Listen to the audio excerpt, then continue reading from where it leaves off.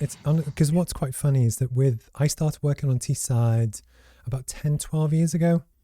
And often it's the same faces and, your Bill Scotts and your Sharon Lanes and all the really lovely, great people. And Absolutely. I just remember about 2 years ago, 3 years ago, you popped on the scene and it was this kind of thing of like, who, inherently on socials, you're like, who's this? And you start to pay attention. And then what's interesting is that a lot of people come in and fade away.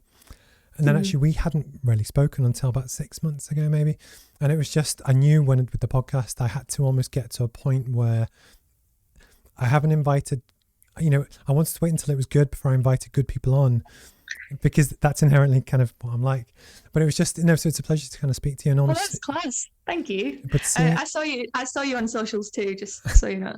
but it's one of those funny things is that when you see people's stuff, you can't interact with everything, but it Mhm. doesn't mean you don't see it.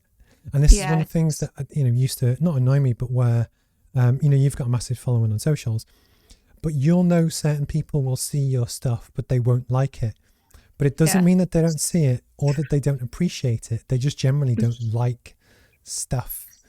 But it Yes. is, such a huge tool for growing audience. And You give away, like, I think people are really have become really precious with liking and commenting and things, mhm, because it's time, and time has suddenly become almost like a currency to us now, like, even online. Like, that's why videos and stuff have to be really short, and graphics, it has to be like instant. You don't have time to spend on things anymore, and you're getting saturated all of the time. So with liking and commenting and stuff, you're essentially asking someone to spend a little bit of time on you. So you have to break that barrier and make them want to give you that little bit of time, even though it's like a tiny milliseconds. But yeah, and it's almost like committing themselves to something, isn't it? So yeah, but it's nice that people see it, and you start to build like that community of people that really do engage and interact, and that's really nice as well.